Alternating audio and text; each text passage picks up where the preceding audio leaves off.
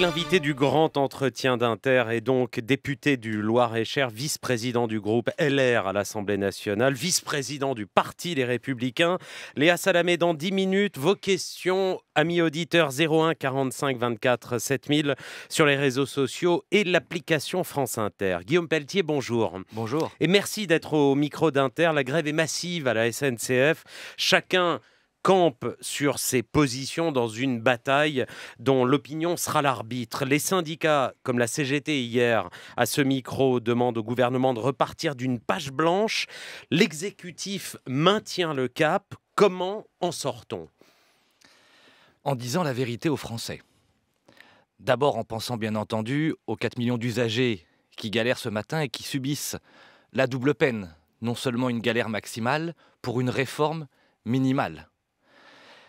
En disant la vérité, parce que chaque Français est attaché bien entendu à la SNCF, à la qualité du service, à la question de la dette, au problème des retraites des cheminots, à la question de la sauvegarde des lignes du quotidien, des lignes des travailleurs dans nos régions.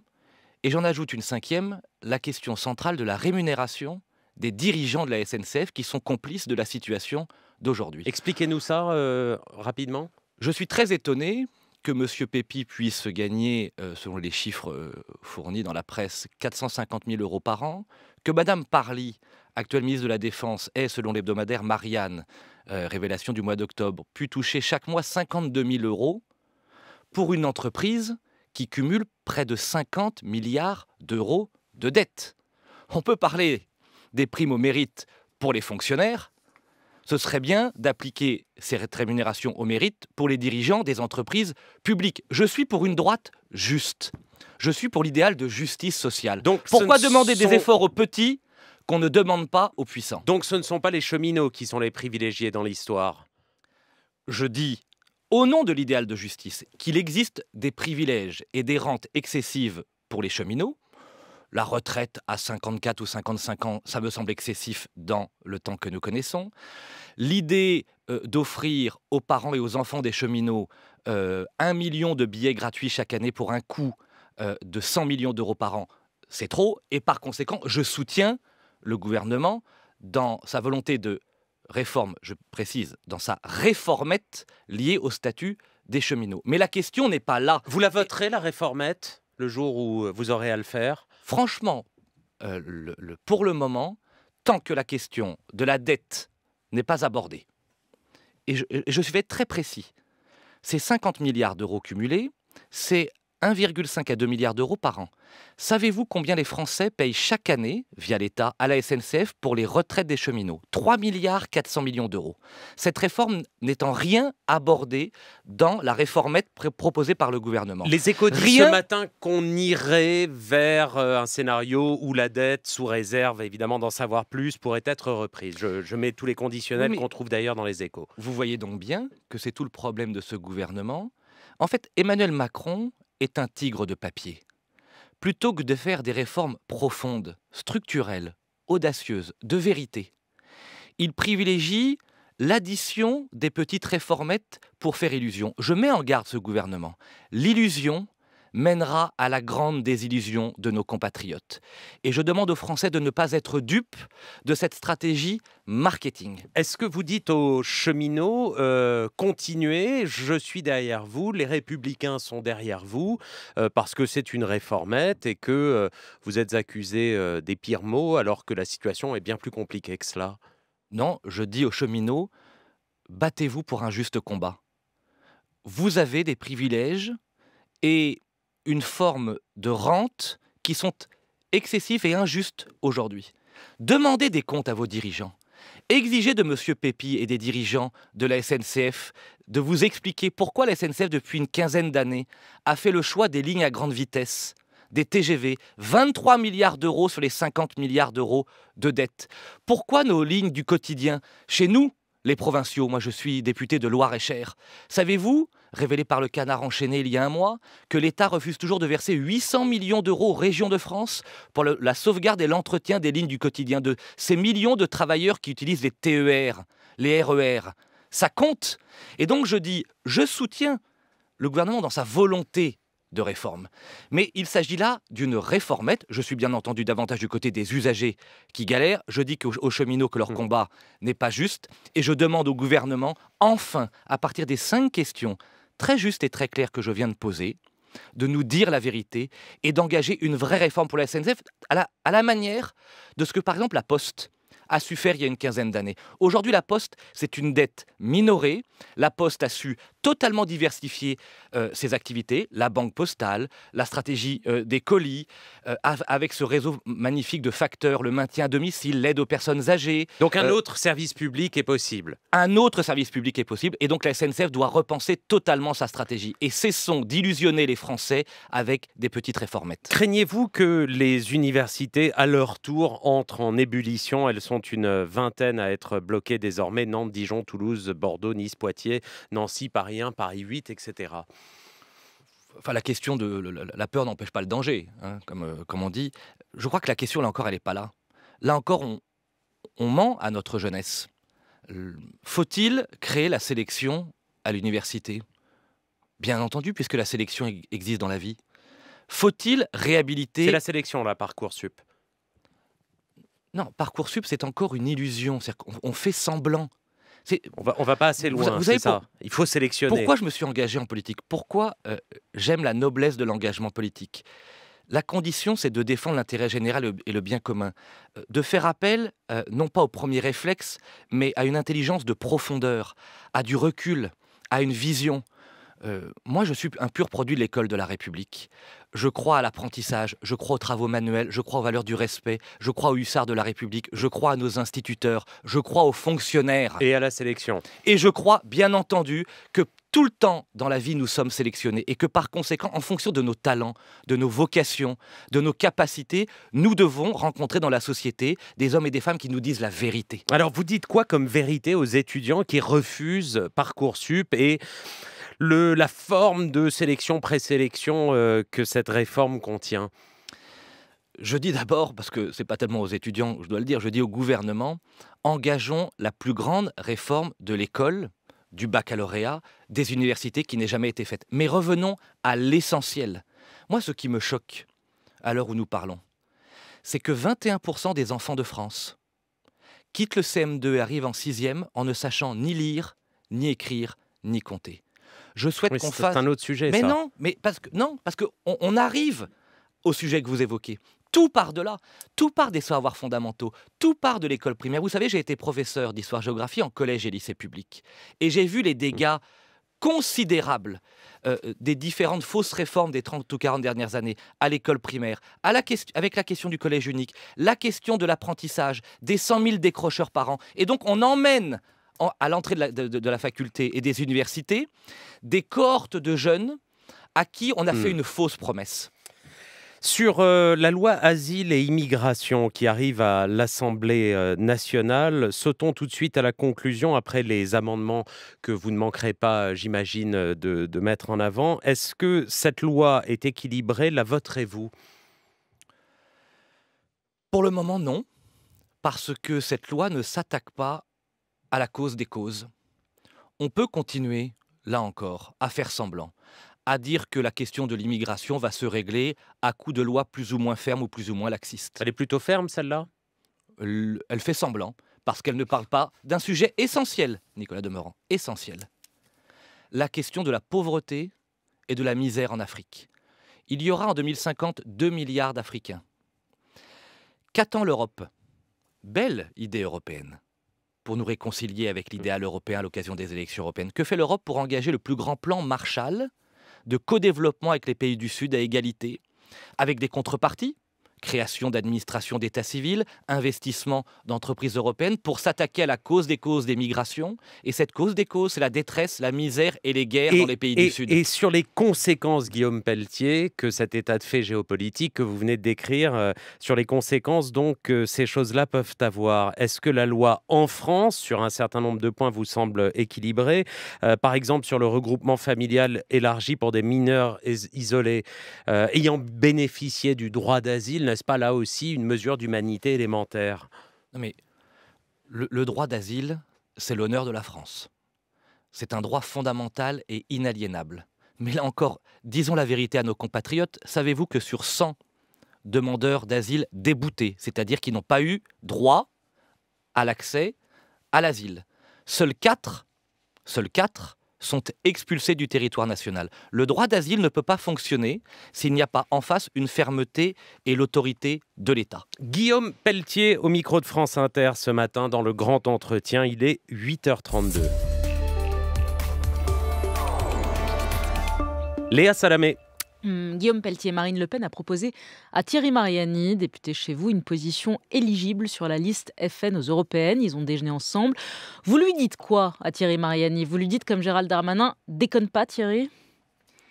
Non, je dis que c'est une position personnelle pour le moment. Thierry Mariani, qui ce week-end, je l'ai lu, a démenti. Notre position, elle est très claire. Il dit rien n'est fait, il n'a pas démenti. Il dit rien n'est fait. Pour moi, la ligne, elle est très claire. Nous la défendons avec force et une clarté absolue avec Laurent Wauquiez. Il n'y aura pas d'accord possible avec le Front National, d'une part.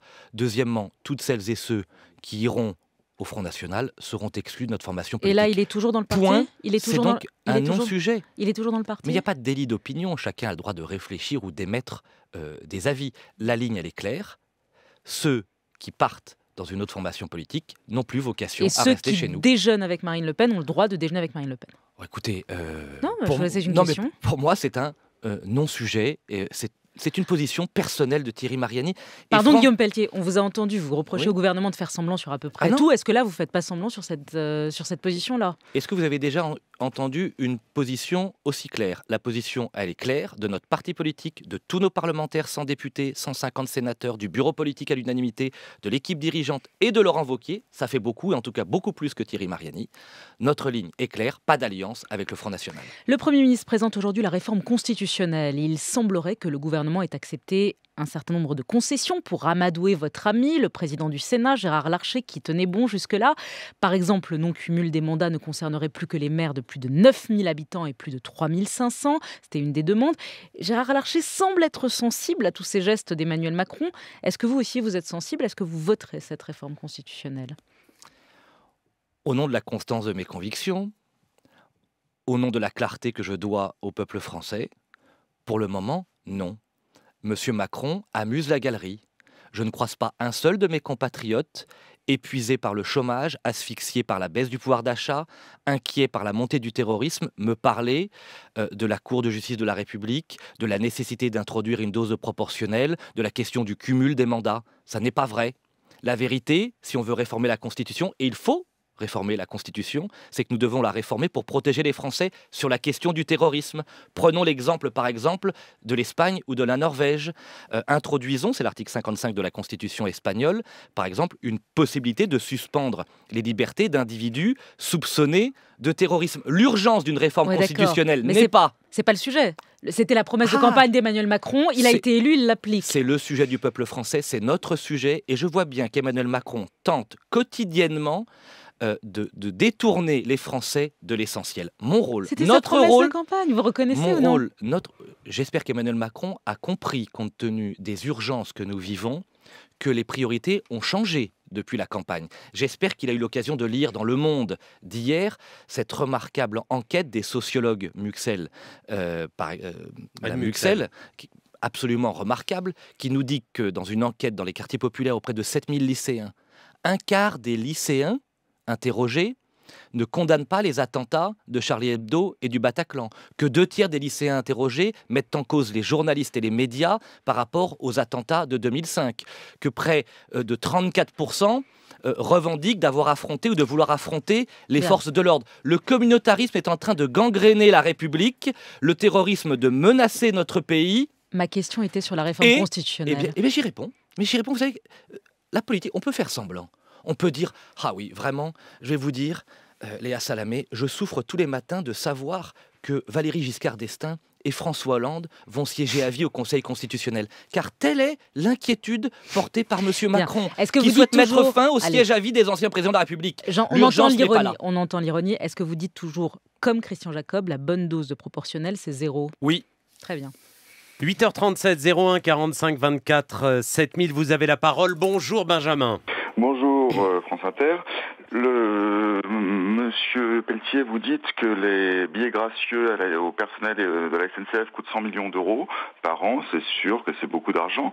Mais ne peut-on pas y voir un gain de pouvoir d'achat pour des gens qui ont des revenus modestes et leurs familles? Merci Benjamin pour cette question. Guillaume Pelletier. Oui, certes. Bien entendu, le pouvoir d'achat, c'est une question centrale. Je dis juste, Benjamin, qu'on ne peut pas, dans une France qui souffre et qui est éprise, à juste titre, de justice sociale, donner à certains des droits exorbitants. Les cheminots ont la garantie de l'emploi à vie, avec une grille de rémunération connue et qui augmente de manière très régulière, un statut très protecteur sur la question des retraites, ces billets gratuits que nous avons évoqués. Trop, c'est trop. Ça ne veut pas dire que seuls eux doivent faire des réformes. Oui, pour ça que les auditeurs ont des idées pour les députés aussi, d'ailleurs. Je vais y venir. Qu'ils y aillent sans aucun problème. Alors, entendre parler, c'est Élise qui vous dit ça, de privilèges de la part d'un député. Et elle cite un certain nombre de privilèges: salaire, affaires, cantine, frais d'obsèques. Me ferait rire si ça n'était pas si triste, dit Élise. Édouard vous demande la même chose. Guillaume Pelletier, que pensez-vous des avantages hallucinants des députés, outre le salaire, les enveloppes, les billets SNCF gratuits? Guillaume Pelletier. Moi, sur cette question, je ne céderai jamais à la démagogie. Tous nos revenus sont désormais publiés. Je salue d'ailleurs les efforts de la loi de moralisation, la déclaration d'intérêt, la déclaration de patrimoine. Je travaille 7 jours sur 7 au service de mes compatriotes. Je ne prends pas le train, car étant... Vous le payez ou pas? Si je le prenais, je ne le paierais pas. Ben voilà. Donc les billets gratuits, vous les avez aussi. Mais bien entendu qu'on peut supprimer les billets gratuits pour les parlementaires. Pour tout le monde, donc. Moi, je n'ai aucun problème avec ça, d'autant plus que je suis là le porte-parole de millions de travailleurs et de millions de provinciaux. Je vis dans le Loir-et-Cher, et quand je vais à Paris, compte tenu du réseau désastreux de la SNCF et des problèmes d'horaire, je prends ma voiture. Et j'assume, je roule au diesel. Donc ne pas payer le train ni le prendre est un acte politique, c'est ça? Ah non, je préférerais avoir le choix. Mais vous savez que quand on habite en province, quand on va travailler, je pense aux Loir-et-Chériens, aux habitants de ma région, 70% des Français vont travailler avec leur voiture, 90% des habitants en province vont travailler avec leur voiture. C'est une réalité du quotidien. Dominique est en ligne, bonjour, bienvenue. Bonjour, moi je voudrais rétablir quelques vérités quand même. Monsieur Pelletier est un menteur. Quand il dit que l'État finance les retraites des cheminots, c'est absolument faux. Justement, la retraite des cheminots est financée par notre régime spécial. C'est nous qui nous l'autofinançons, notre régime de retraite, et que ce n'est pas de nous enlever cet avantage, que ça améliorera les avantages des travailleurs du privé. Bien vous êtes cheminot, Dominique. Il aminera tout le monde. Dominique. Quant aux annuités, on est soumis à 42 annuités comme tout le monde. Et si on part en retraite à 50 ou 55 ans, c'est pas avec une retraite complète, c'est avec 60% de retraite ou 50% de retraite pour certains. Et avec la loi Sarkozy, maintenant, tous nos collègues, ils partent soit avec 3 ans de plus ou 2 ans, suivant l'attraction ou les sédentaires, et sans compter tous mes collègues qui sont morts de l'amiante, monsieur Pelletier. Voilà. Merci Dominique, qui nous appelait de Sotteville-les-Rouen. Guillaume Pelletier, vous avez la parole. Oui, je réponds très sereinement à Dominique. Je l'invite d'ailleurs à lire le rapport de la Cour des comptes 2016 et 2017 qui le confirme. France Inter pourra le confirmer dans la journée. C'est bien l'État, c'est-à-dire les contribuables français, qui payent chaque année à la SNCF la somme de 3,4 milliards d'euros pour équilibrer le régime de retraite des cheminots de la SNCF. C'est une injustice et cette injustice doit être réparée. Françoise, bonjour. Oui, bonjour. Bonjour messieurs. Je vous appelais pour vous dire que je suis furieuse d'entendre le langage de ce monsieur qui sont partis, ses amis ont été au pouvoir et eux-mêmes n'ont pas su faire les réformes qu'il fallait. Alors je trouve que c'est bien facile de critiquer aujourd'hui systématiquement. Et bien sûr qu'il faut de la critique, mais elle doit être mesurée. Et vraiment, ils me mettent hors de moi tous ces politiques. Qu'ils réfléchissent un petit peu à la France silencieuse qui n'ose rien dire. Et là, je m'arrête parce que j'ai beaucoup à dire. Voilà. Merci beaucoup Françoise. Guillaume Pelletier vous répond. Je réponds à Françoise. Je n'étais pas ministre ces dernières années. J'ai été élu député en juin dernier. je ne suis pas comptable de ce qui s'est passé ces 20 ou 30 dernières années. Non, mais vous avez été J'ai porte-parole, 41 ans. vous avez Oui, défendu et ce donc, qui s'est passé notamment sous Nicolas Sarkozy. mais bien sûr qu'il aurait fallu, sans doute à l'époque, faire beaucoup plus et aller beaucoup plus loin, même si Nicolas Sarkozy a eu le mérite au moins d'être le premier président de la République à engager des réformes audacieuses sur le pouvoir d'achat, heures supplémentaires défiscalisées, sur l'autonomie des universités ou sur la réforme des régimes spéciaux. Et sur le service minimum aussi, puisqu'on est en période de... Il faudrait revoir d'ailleurs les modalités de grève ou pas? Oui, je crois que elles sont pas assez dures. L'égalité d'accès à un service public, surtout pour les travailleurs, c'est essentiel. Je lisais ce matin une tribune de Jean-Louis Thierriot, président du conseil départemental de Seine-et-Marne, qui réclame aux heures de pointe et de travail le droit de réquisition, qui est prévu dans le code de la défense et le code des collectivités. Ça pourrait être réquisitionner des trains, donc ce matin par voilà, exemple. Ou aux heures de pointe, ça me semble légitime. Ça existe d'ailleurs dans le droit français. Juste, je voudrais répondre parce que c'est très important ce que l'auditrice a dit. Je ne suis pas dans une critique systématique. J'ai d'ailleurs dit que je soutenais la réforme du gouvernement sur la question du statut. Mon devoir, au nom de la France silencieuse, c'est de dire la vérité. Cette réforme ne réglera rien sur la qualité du service, madame. Cette réforme ne réglera rien sur la question de la dette.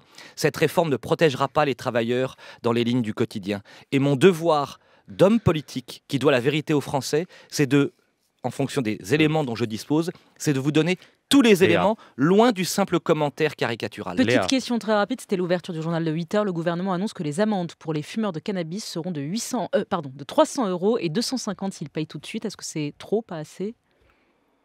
Décidément, ce gouvernement a pris la mauvaise habitude de s'agiter sur l'essentiel, sur un sujet qui nous préoccupe quotidiennement, qui m'empêche presque de dormir. Et vous n'avez pas d'avis sur le cannabis? Mais non, mais en fait, comme tous les Français, j'en ai marre qu'on fasse semblant et qu'on agite un certain nombre de réformettes ou de mesurettes sans se préoccuper de l'essentiel. Merci Guillaume Pelletier d'avoir été avec nous dans le grand vous. entretien d'Inter depuis 8h20. Je rappelle que vous êtes vice-président du Parti Les Républicains et du groupe LR à l'Assemblée nationale.